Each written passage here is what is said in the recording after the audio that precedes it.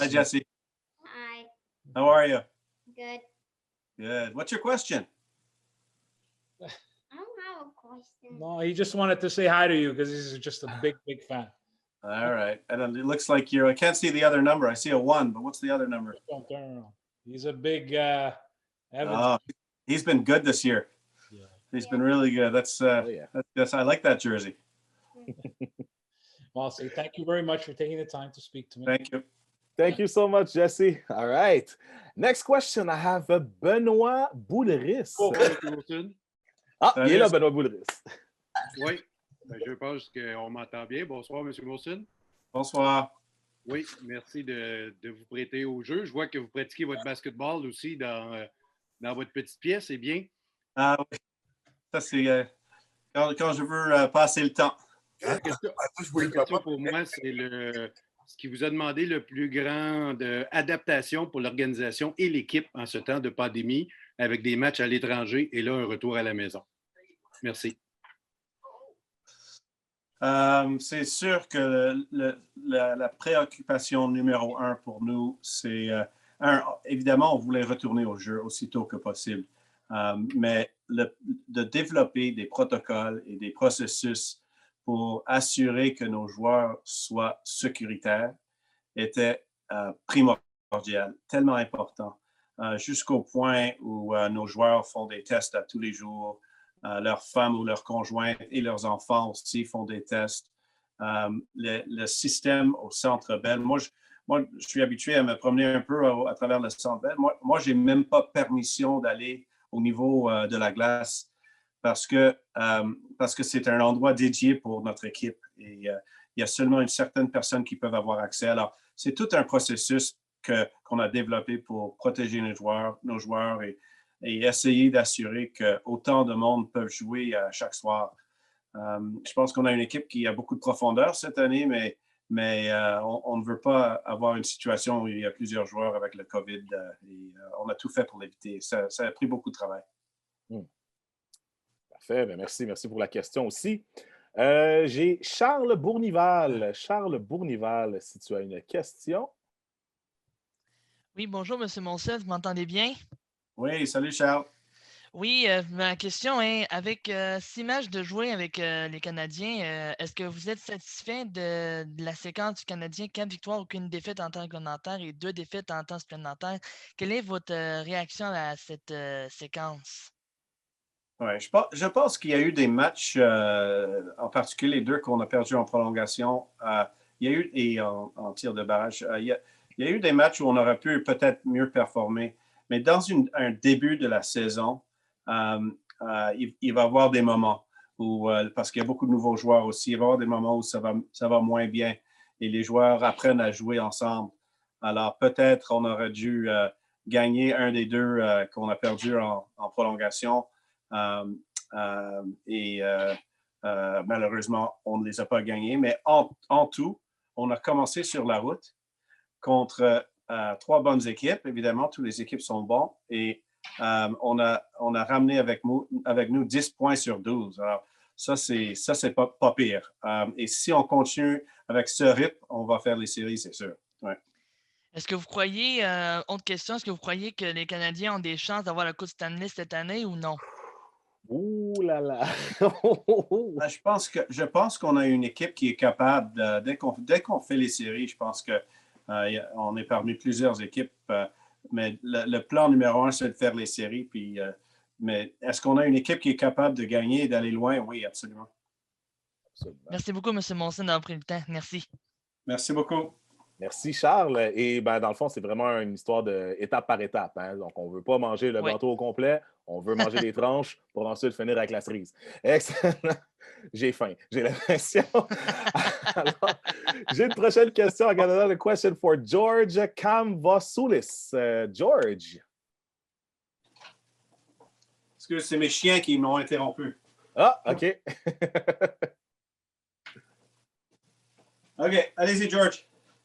All right, George.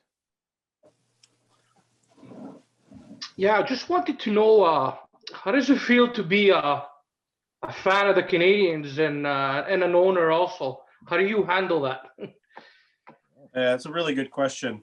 You know, I pinch myself whenever I think about how lucky I am to be in the job that I'm in and be a huge fan at the same time. You know, I try and keep a pretty level perspective. And so, you know, for example, when things are going really well, I don't get too excited. And when things are going really badly, I don't get too upset. I try to keep it pretty stable because I know that over time we will succeed. And the other thing is, you know, I've got a really good general manager, and he really ultimately he's responsible for putting together a good hockey team that can play in a night out and win games for us. And so the pressure on me really is passed down to the general manager because it's his responsibility to do that. So I can be a fan and enjoy the game and you know, keep my distance. I mean, if the minute I mean, even though I think I know a lot about hockey, I don't know anything compared to these guys that are actually professional hockey people. And I have to trust that they're doing their work so I can be a businessman and a fan. Thanks. All right. Thanks a lot, Henry. No, actually, it's not Henry, it's George. And now we're ready for Henry. So, Henry, you have a question. Go for it. Hi, thank you. Hi. If this question has already been answered, sorry, I'm just not very good at translating French. But who is your favorite all-time Canadiens player? Okay, Good so one, the most of the time when I watched hockey was in the 1980s and 90s, and a little bit in the 70s. And so my favorite hockey player as a kid was a guy named Steve Shutt, and he was number 22. And because he was my favorite player, when I played hockey, I always wore number 22 as well. Cool. Thank you. Thank you, Henry. And next up, we have Kevin Brassard. Donc, Kevin. Et voilà, Kevin, tu peux poser ta question. Bonjour, M. Molson. En fait, j'aimerais savoir quel est votre coup de cœur dans l'édition 2020-2021 des Canadiens de Montréal? Mon coup de cœur. Explique-moi un peu cette expression. En fait, les enfants sont hyper excités ici, évidemment. En fait, je dirais, est-ce qu'il y a un joueur qui vous allume plus que les autres présentement pour une raison ou une autre? Des fois, ça peut être le sourire, le dynamisme, la touche ou le talent, peu importe. Oui. Alors, écoute, moi c'est une autre chose que comme propriétaire, moi j'aime tous nos joueurs. Mais j'ai toujours été un fan de les joueurs qui sont plutôt des plombiers que des joueurs de talent. Et alors, moi j'adore voir l'évolution d'un joueur comme Jake Evans qui a travaillé tellement fort pour réussir à faire la Ligue nationale. Puis il est là maintenant et j'espère qu'il va être là pour rester. Avant lui, j'adorais Josh Georges pour la même raison. Il est venu de nulle part puis il a réussi à connaître du succès. Alors, ce qui me fait chaud au cœur, c'est les joueurs qui n'étaient pas supposés nécessairement de faire la Ligue nationale puis qui ont réussi. Ouais. Excellent. Ben merci pour la question. Puis c'était une très difficile question parce que j'imagine, c'est comme si tu demandais à une mère. C'est comme si tu demandais à ma mère lequel de ses 3 enfants qu'elle préférait. This guy. Alors... c'est une famille. On s'adore tous. Exactement. Donc, merci pour ta question. Merci pour ta question, Kevin. Et on est prêt pour Jean-François Reed. Jean-François Reed. Oui, bonjour, M. Molson. J'aimerais savoir, c'est quoi une journée type en tant que propriétaire ou président des Canadiens? Si je parle pas pendant la pandémie. Non, une journée normale. Une journée normale, j'amène mes enfants à l'école. Ça, c'est une priorité pour moi. Puis ensuite, quand j'arrive au bureau, je parle à tous les jours, j'appelle notre DG pour avoir un peu une mise à jour sur l'équipe, s'il y a des blessures, s'il y a des transactions sur lesquelles ils travaillent, comment vont les coachs. On jase de n'importe quoi pendant... parfois, c'est 5 minutes, parfois, c'est 15 minutes, mais c'est jamais plus long que ça. Ensuite, j'ai un appel avec notre VP des relations publiques parce que lui, sa responsabilité, c'est de lire les journaux à tous les jours et d'écouter la radio et ce qui se dit à la télé. Puis, il me met à jour sur ce qui se passe dans le marché des médias parce que moi, je croise beaucoup de monde pendant une journée et c'est important que je sois au courant et je ne peux pas tout lire moi-même à chaque jour. Alors, ça, c'est important pour moi pour bien répondre aux questions et être à jour. Puis après ça, je gère ma business. Alors, j'ai des gens qui se rapportent à moi et je passe mon temps avec eux dans des réunions, etc. J'essaie de rentrer chez moi assez tôt quand c'est un jour de match parce que j'assiste à tous les matchs. Alors, juste pour voir mes enfants pendant 30 minutes. Alors, je rentre chez moi. J'essaie, pendant un jour de match, je rentre chez moi à 5 heures à peu près, puis je retourne au Centre Bell vers 6h50 pour les matchs. Merci beaucoup. Merci. Et ça, j'adore entendre ça.